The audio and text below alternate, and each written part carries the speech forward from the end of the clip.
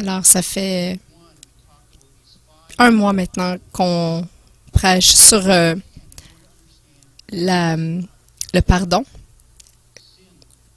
le comprendre et l'appliquer dans nos vies. Alors, le péché, si on fait une petite revision, c'est passer à côté de la nature de Dieu.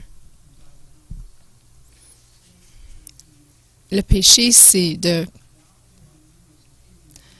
ne pas vous donner de la valeur en tant qu'être humain alors que Dieu vous donne de la valeur en tant qu'être humain. Alors, se mettre en colère alors que Dieu ne se met pas en colère. Donc, confesser nos péchés, c'est d'être en accord avec Dieu.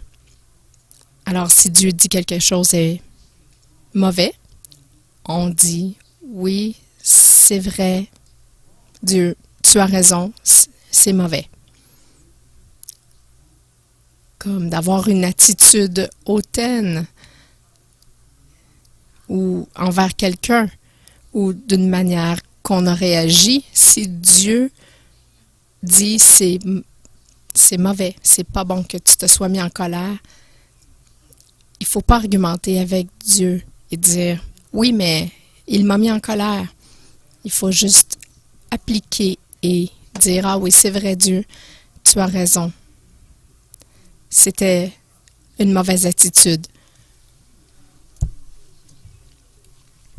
Alors, se repentir, c'est l'étape suivante. C'est lorsqu'on dit oui, oui Dieu, cette personne-là a une grande valeur parce que tu l'as créée à ton image et je ne l'ai pas respectée. Alors, on ne s'est pas repenti tant qu'on n'a pas pensé les pensées de Dieu sur un sujet. Une offense, c'est lorsque quelqu'un nous tend un appât pour qu'on puisse mordre à l'hameçon et tomber dans le piège. Mais on n'a pas besoin de prendre cet appât. Merci Seigneur.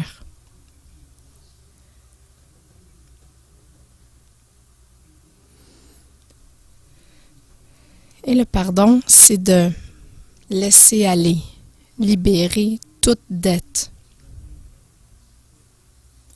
Lorsqu'on laisse aller ce qu'on croit que quelqu'un nous devait. Alors, je voulais reviser aussi les 6 raisons pourquoi il est si difficile de pardonner. C'est qu'on a des émotions douloureuses et on doit recevoir la guérison de Dieu.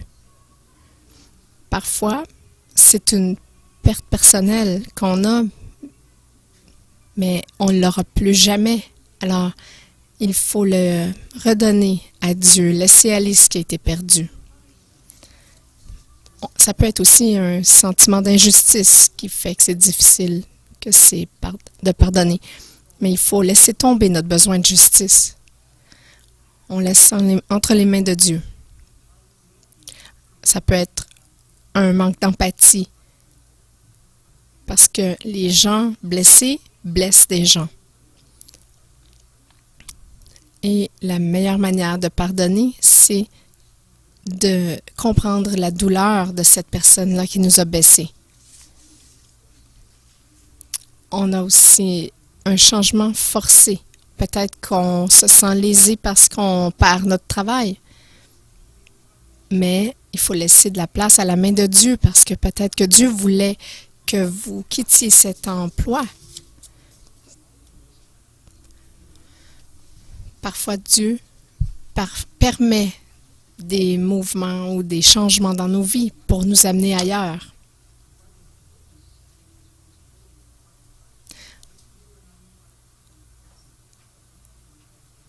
Et la 6e raison pour laquelle il est difficile de pardonner, c'est que parfois la honte nous empêche de prendre responsabilité pour notre part. Même si on est juste 5% responsable de juste à 5%, c'est important de prendre part de cette responsabilité pour laisser aller, pardonner complètement. Le pardon, c'est vraiment pour nous libérer, nous, et nous garder libres. Ça n'a aucun rapport avec l'autre personne. C'est pour nous libérer, nous. Est-ce que l'autre personne va vouloir s'excuser? Mais c'est même pas important parce que l'important, c'est que nous, on soit libres. Alors, aujourd'hui, je vais regarder avec vous des étapes pour être complètement libre. Vous pourrez voir sur le web la liste des 10 raisons pour lesquelles nous devons pardonner. Ils sont sur notre site web. Alors, les étapes pour pardonner complètement. Il faut recevoir la grâce de Dieu pour recevoir la capacité de pardonner. Regardez Dieu dans Jacques 4, 6. Dieu résiste aux orgueilleux, mais il fait grâce aux humbles.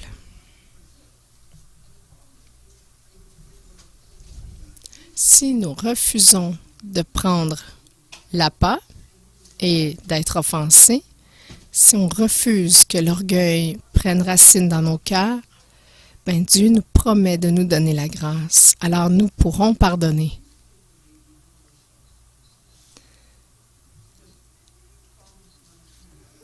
Regardez Proverbe 19, verset 11.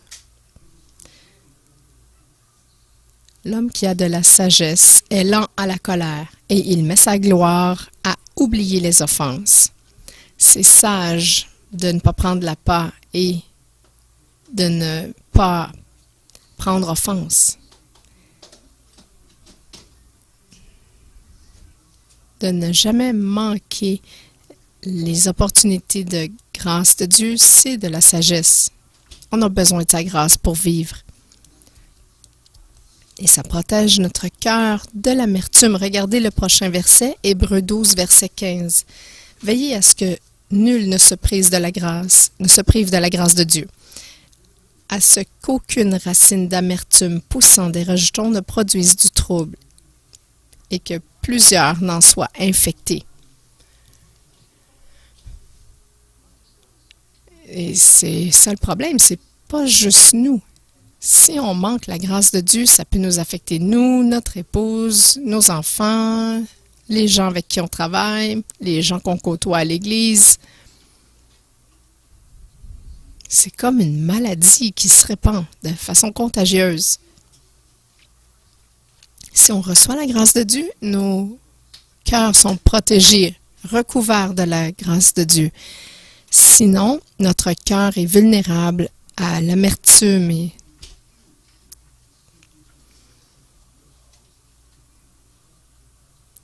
lorsque nous restons humbles, nous recevons la grâce de Dieu et grâce à la grâce de Dieu, nous pouvons pardonner.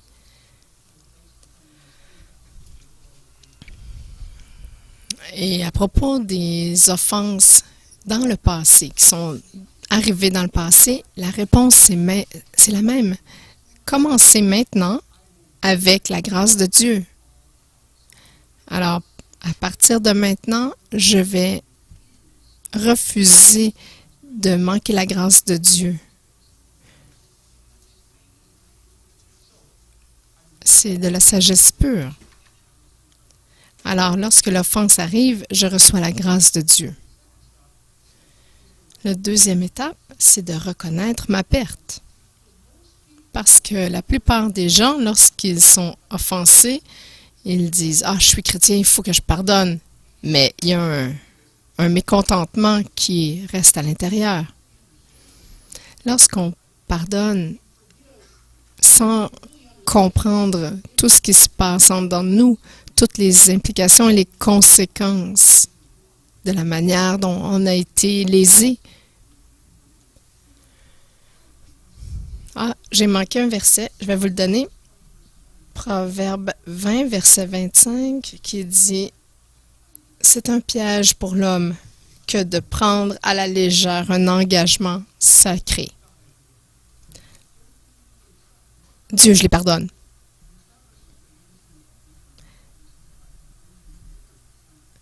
Et c'est après qu'on compte les coups et là on se dit, ah, quand je pardonne, ça veut dire que ça inclut ça, ça et ça.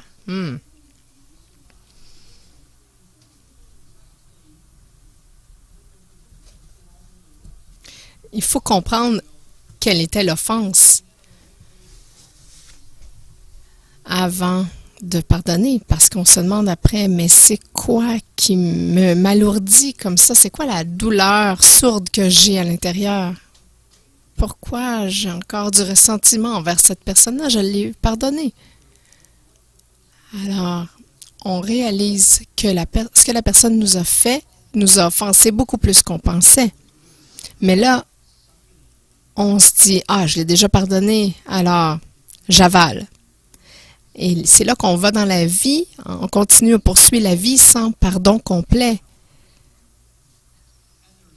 Et il y a tellement de gens qui essaient d'être des bons chrétiens, qui pardonnent tellement rapidement, avant même de comprendre toutes les implications.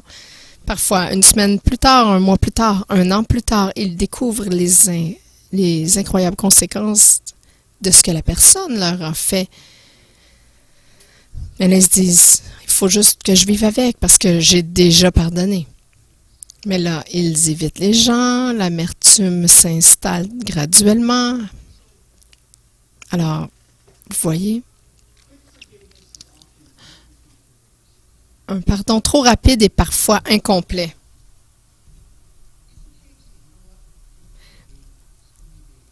Alors, c'est correct de dire, laisse-moi juste une journée, là, puis on va en reparler demain. Et là, vous allez et vous parlez avec Dieu et vous dites, Seigneur, qu'est-ce qui se passe ici? Qu'est-ce qui s'est vraiment passé? C'est quoi le prix que je vais devoir payer? Alors, lorsqu'on pardonne, on comprend vraiment notre perte. Quelles sont les implications de ce que cette personne-là m'a dit? Comment ça affecte mes projets futurs, mes finances, mon cœur? Comment est-ce que ça affecte ma relation avec les autres?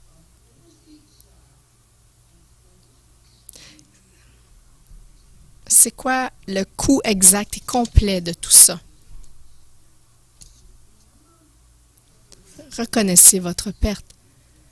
Parce que rappelez-vous que le pardon, c'est de canceller une dette. On ne peut pas canceller une dette et libérer l'offenseur si on ne comprend pas le poids réel d'une offense.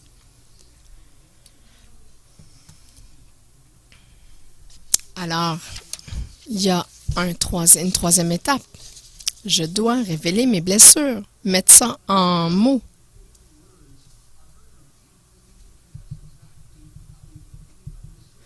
Alors, lorsqu'on a compris le poids réel, l'impact réel de notre perte, là, on peut le mettre en mots et révéler nos blessures.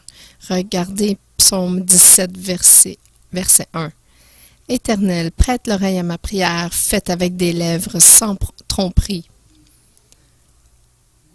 Dieu, aide-moi à les pardonner, sachant que j'ai vraiment mal maintenant.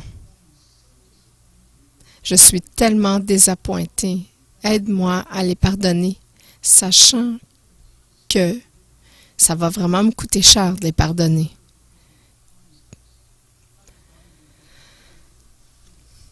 Prête l'oreille, porte attention à ma prière. Soyez honnête. Reconnaissez et révélez votre blessure. Révéler nos émotions, c'est le début de la guérison. On ne peut pas pardonner tant qu'on n'a pas nommé nos émotions.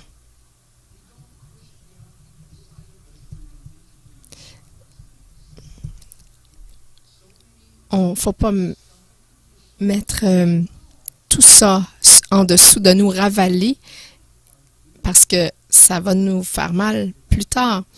Il y a beaucoup, beaucoup d'émotions, de colère, d'amertume qui sont ravalées et qui causent des problèmes digestifs.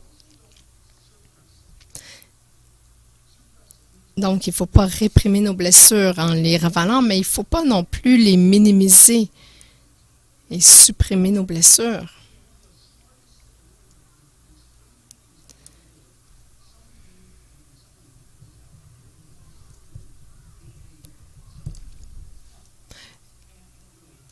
Il y a des gens qui m'ont déjà trahi dans le passé. Ça a vraiment fait mal. J'ai rencontré ces personnes pour essayer de réconcilier et j'ai demandé pourquoi est-ce que vous avez dit ça. La personne m'a dit parce que j'étais en colère. Mais pourquoi tu as fait ça quand même? Mais c'est parce que je savais que tu étais une personne tellement gentille que tu me pardonnerais. J'ai regardé la personne et je lui ai dit, oui, je te pardonne, mais tu dois comprendre comment ça m'a fait mal. Ce que tu m'as dit, ça m'a tellement blessée. C'est difficile de te pardonner. Je vais le faire. Et la personne m'a dit, ah, je ne savais pas que ça t'avait fait si mal. Tu pardonnes tellement facilement.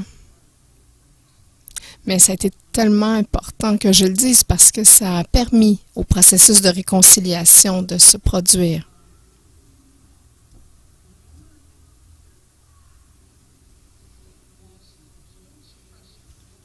Donc, ne pas supprimer nos blessures et les minimiser. Il faut admettre exactement ce qu'on ressent.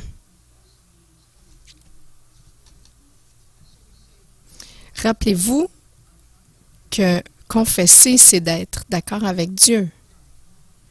Ah, Seigneur, ça m'a vraiment secoué au cœur de mon être. Je dois pardonner, mais je dois t'admettre comment ça m'a blessé. Alors, dites-lui à Dieu exactement ce qu'il y a dans votre cœur. On doit le verbaliser. Seigneur, c'est comme ça que je me sens. Vous pouvez pleurer, vous pouvez parler, vous pouvez tempêter, mais il faut vraiment révéler à Dieu et le décrire comment on se sent. On doit le nommer. Alors, pardonnez. Processez votre douleur. Soyez honnête envers Dieu et dites, oui, c'est comme ça que ça m'a fait mal.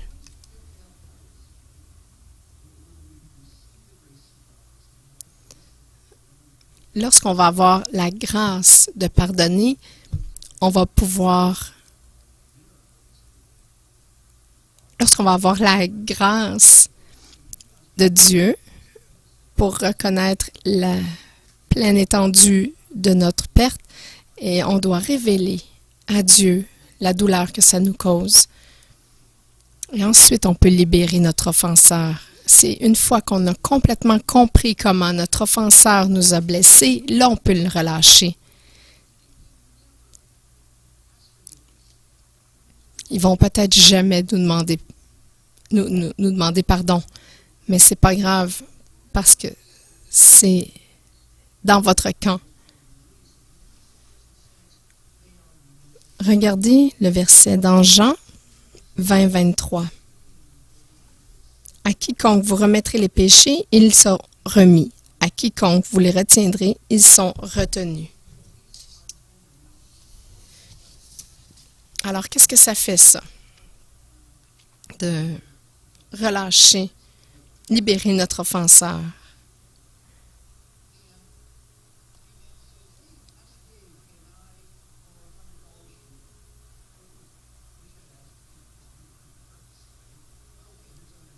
Voilà, Yvan, je te donne 100 $.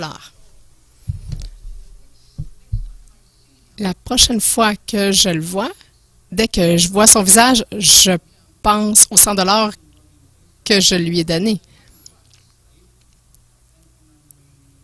Et là, j'attends.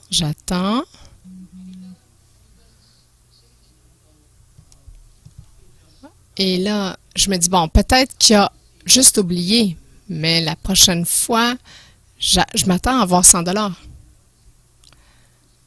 Je vois Yvan, je vois encore le 100 $ que je lui ai prêté.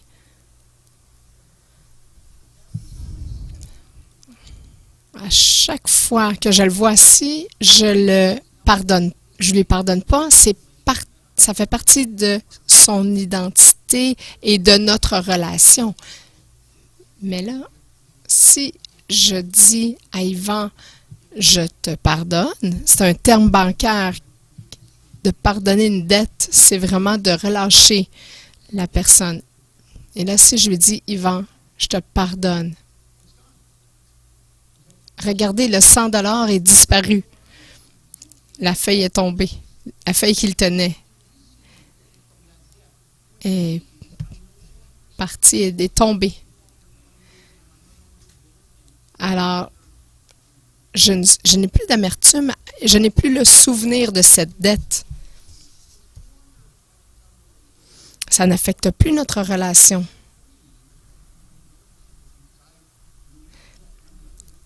Alors, je suis libre d'avoir une relation avec vous parce que je ne me souviens plus de ça. Mais si je m'en rappelle et que je ne pardonne pas cette dette,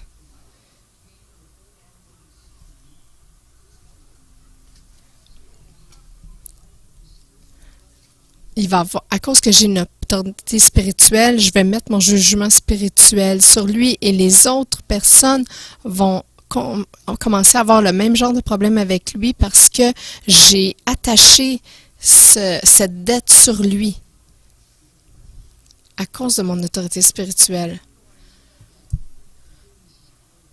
Alors, même si j'ai dit que le pardon, ça nous concerne nous, il y a quand même un endroit où cette absence de pardon garde un fardeau sur l'autre personne.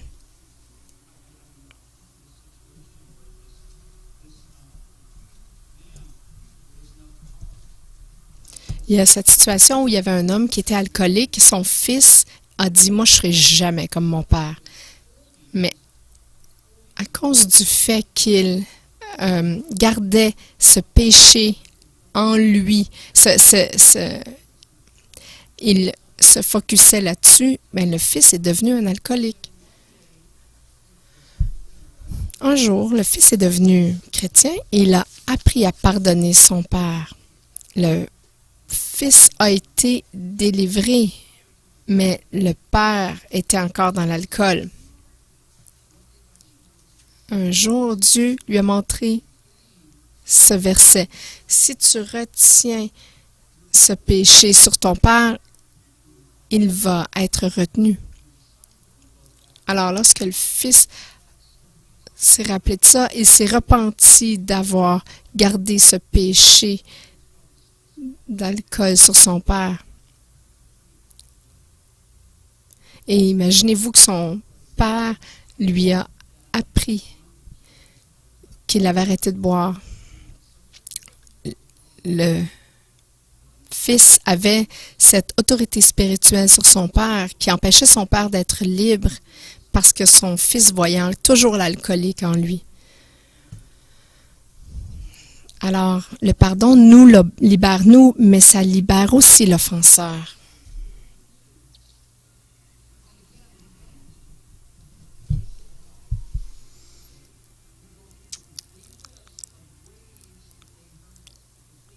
Il faut faire la liste complète de comment notre offenseur nous a affectés. Alors, voilà comment relâcher un offenseur. Père, je les pardonne des mots qu'ils m'ont dit, des actions. Et je pardonne toute la douleur qu'ils ont causée à ma famille et de toutes les futures conséquences de leurs accusations. Père, je leur pardonne pour le dommage qu'ils ont fait à ma réputation et de toutes les conséquences futures à ma réputation. Père, je les pardonne des pertes de revenus et je les libère de toute conséquences futures sur ma situation financière. Père, je les relâche de cette justice personnelle que je recherche.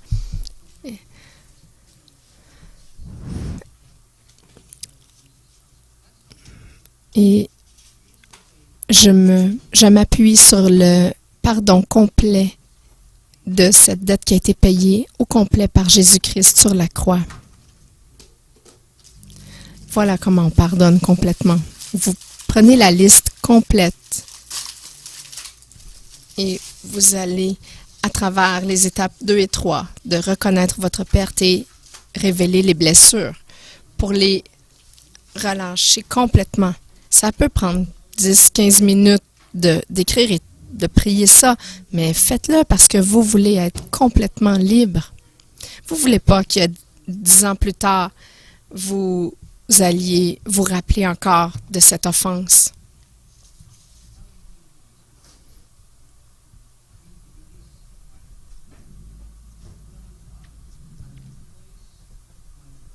L'étape 4. Alors, on remplace les blessures avec la paix de Dieu. Que la paix du Christ préside dans vos cœurs. Regardez Colossiens 3:15. Alors, lorsque quelqu'un qui perturbe la paix de Dieu dans vos cœurs, vous savez, on marche tous dans un certain niveau de paix en tant que chrétien, mais lorsque quelqu'un marche et vous blesse, ça dérange la paix. Elle doit être restaurée, cette paix.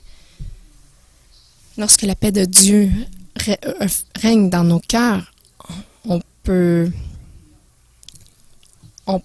pas avoir la paix de Dieu dans le cœur en même temps que de l'amertume.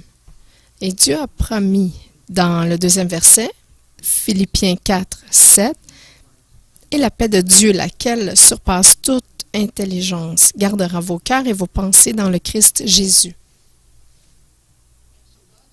C'est votre vie, vos pensées. Si vous pardonnez, vous relâchez votre offenseur et vous êtes rempli de la paix de Dieu, la paix de Dieu va vous garder de l'obsession de toujours penser à ce que l'offenseur vous a fait. Vous allez rester tranquille, stable, et ces émotions de colère ne reviendront pas. Nous prions, Père, j'invite ta paix dans mon cœur pour remplacer la douleur, mon sentiment d'abandon, de rejet. Remplace toute émotion douloureuse dans mon cœur et on se baigne dans la paix de Dieu. On la laisse nous remplir le cœur complètement.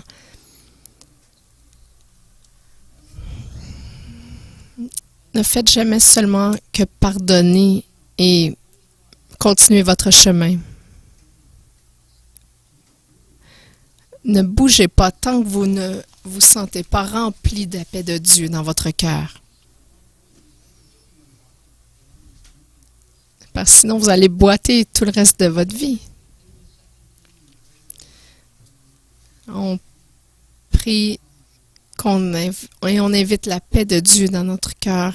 Que, Seigneur, toute pensée qui n'est pas de toi, laisse-la aller. Remplis mon esprit de tes pensées et on laisse la paix de Dieu nous remplir complètement jusqu'à ce que toute notre angoisse mentale se tourne en paix.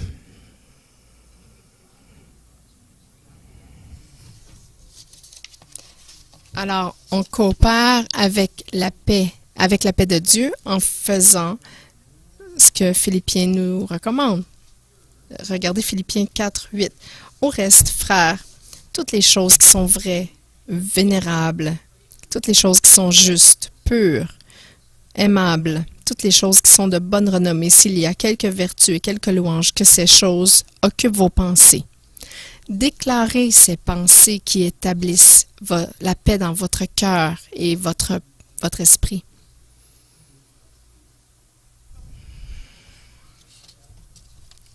La 6e étape, c'est de m'appuyer sur la justice de Dieu. Là, tout est bien, vous avez fait les étapes, votre cœur est rempli de paix, mais maintenant, vous devez refuser le désir de vengeance. Regardez Romains 12, versets 16 à 19. Ne soyez pas sages à vos propres yeux, ne rendant à personne mal pour mal, vous proposant ce qui est honnête devant tous les hommes. S'il est possible, autant que cela dépend de vous, vivant en paix avec tous les hommes.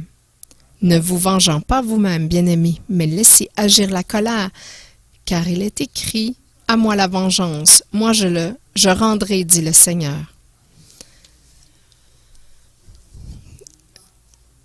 Si vous vous vengez vous-même, vous prenez la place de Dieu comme un petit Dieu. C'est Dieu seul qui a le droit de se venger et de faire justice. Il ne faut pas rien prendre en nos mains et s'appuyer sur la justice de Dieu. On a déjà parlé de ça. Lorsqu'on essaie de punir quelqu'un, on va être soit trop doux parce qu'on est humain ou trop dur et aller au-delà de ce qui est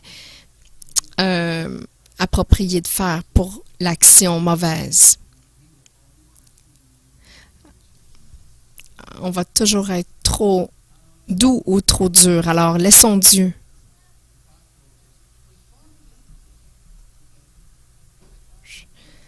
Alors, la 7e étape, c'est de répondre avec empathie. Regardez Matthieu 5, verset 44. « Mais moi, je vous dis, aimez vos ennemis, bénissez ceux qui vous maudissent, faites du bien à ceux qui vous haïssent, et priez pour ceux qui vous font du tort et persécutent, en sorte que vous soyez les fils de votre Père qui est dans les cieux. » C'est difficile, mais rappelez-vous, les gens blessés blessent des gens. Alors, s'ils vous ont blessé, c'est parce qu'il y a quelque chose en eux qui fait mal et ils se sont tout simplement défoulés sur vous. Alors, la meilleure chose que vous pourriez faire, c'est de réaliser que cette personne-là est blessée et répondre avec empathie. Au minimum, priez pour eux. Priez pour ceux qui vous ont blessés et priez pour leur guérison, leur salut, leur délivrance. Que Dieu les guérisse, les restaure et puisse pourvoir pour eux et les bénir. Alors, ils vont plus avoir cette douleur dans leur cœur et ils n'auront plus besoin de blesser les gens. Si quelqu'un vous a volé, ça se peut qu'il soit désespéré et il ne peut pas se permettre d'acheter un autre repas pour sa famille. Et là, on prie et Dieu, on peut prier à Dieu, dire, donne-leur 100 $ pour qu'ils puissent aller faire l'épicerie. Peut-être qu'ils ont une crise financière. Et peut-être que Dieu veut que vous soyez la personne qui leur donne 100 $ ou qui leur prête la voiture. Qu'est-ce qui se passe dans leur vie? Il y a une autre raison. Là où votre trésor est, regardez Matthieu 6, 21. Car là où est ton trésor, là aussi sera ton cœur. Si vous prenez le temps de prier pour quelqu'un qui vous a offensé, vous prenez votre trésor de votre temps et vous continuez à prier pour eux. Et à un moment donné, votre cœur va être rempli d'empathie. Et vous allez pouvoir prier. Lorsque votre cœur est rempli d'empathie, vous allez comprendre que vous avez vraiment pardonné. Ça fait partie du processus du pardon, de faire une restitution. Lorsqu'on prie, donc je peux vous confirmer que quand vous priez pour quelqu'un, lorsque vous priez pour quelqu'un qui vous a offensé, vous avez vraiment pardonné. Ensuite, la 8e étape, c'est faire une restitution. Regardez 1 Thessaloniciens 5, 15. Prenez garde que nul ne rende à personne mal pour mal, mais poursuivez toujours ce qui est bon, et entre vous et à l'égard de tous les hommes. Lorsque quelqu'un vous fait du mal, comment répondez-vous? Est-ce que vous répondez à l'attaque par une autre attaque? Répondez-vous avec la colère au lieu de l'amour du Christ? Si on veut vraiment pardonner et être complètement libre, on doit pas payer.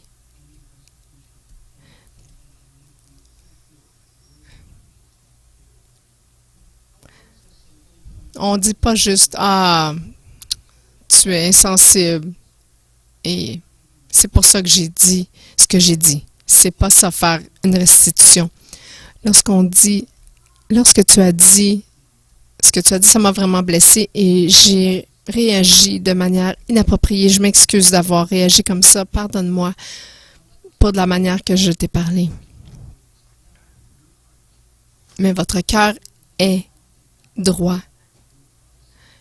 Et c'est ça qui va permettre à leur cœur d'être convaincus de leur mal.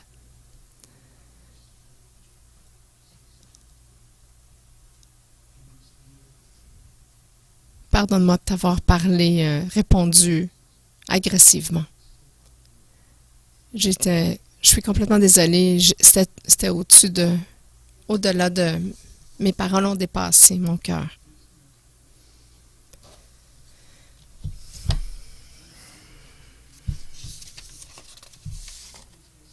Alors, la 9e étape, la dernière, c'est de se réjouir dans le Seigneur. Regardez Jacques 1, Jacques 1, versets 2 à 4. Estimez-le comme une parfaite joie, mes frères, quand vous serez en butte à diverses tentations, sachant que l'épreuve de votre foi produit la patience, mais que la patience est son œuvre parfaite, afin que vous soyez parfaits et accomplis, ne manquant de rien.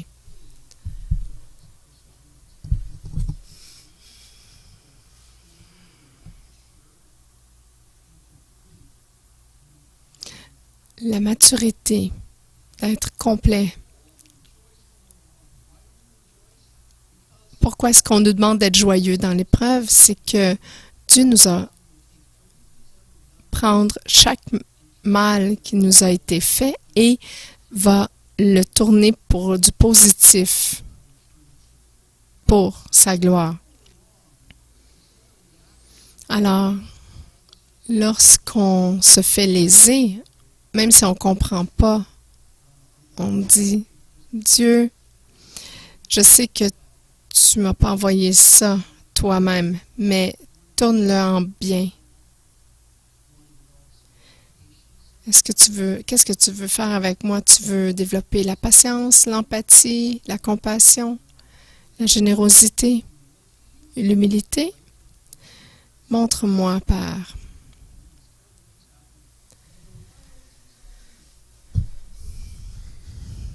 Alors, lorsqu'on prie pour l'humilité, ça prend parfois des situations difficiles pour nous amener à cet endroit où la personnalité est bâtie à l'image de Christ.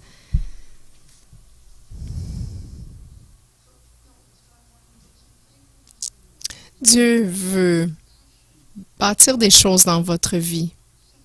La compassion, de l'amour, de l'intercession. Seigneur, aide-moi à être un meilleur combattant spirituel. Alors, vous allez avoir des opportunités si vous priez ça. On ne se réjouit pas dans la douleur, mais on se réjouit à travers ce que Dieu va faire avec notre douleur. Regardez Romains 8, 28. Mais nous savons que toute chose travaillent ensemble pour le bien de ceux qui aiment Dieu, de ceux qui sont appelés selon son propos.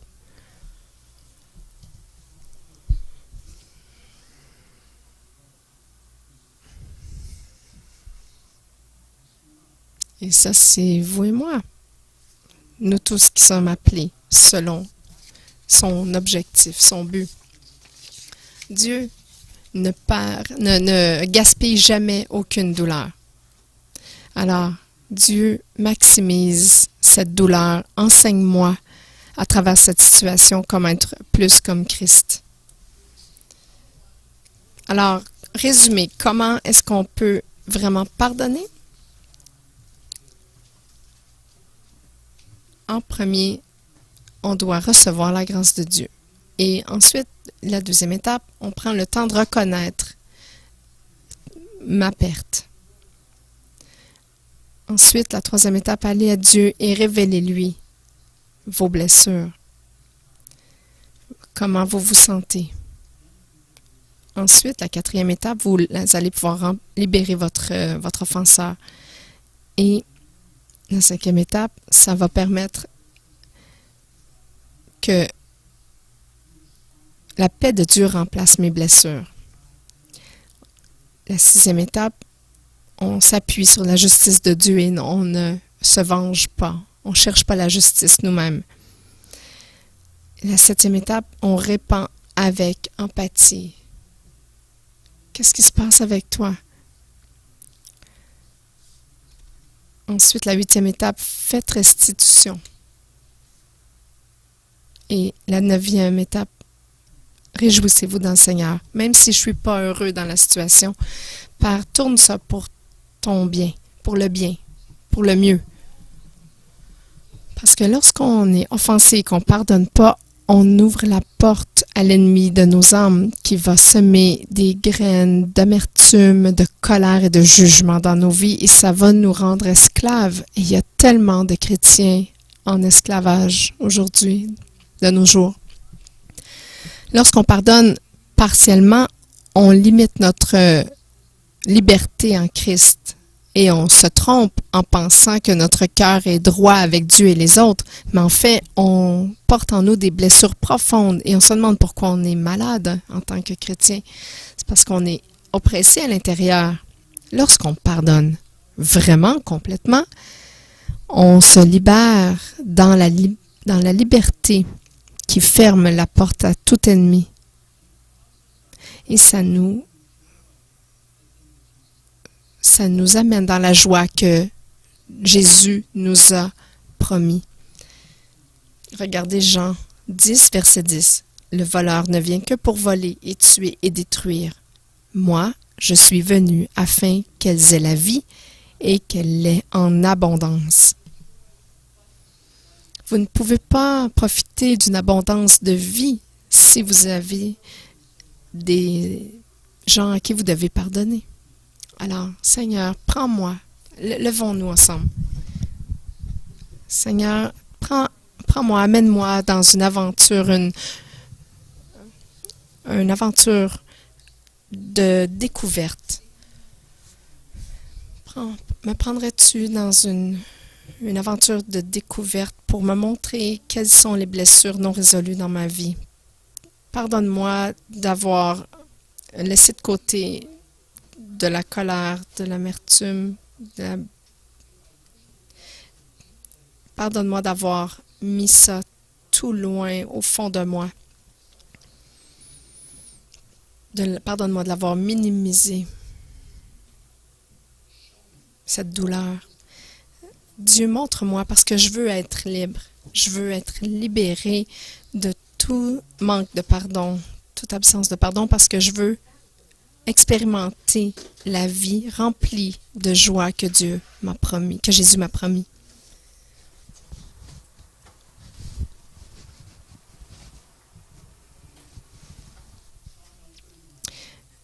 Psaume 139.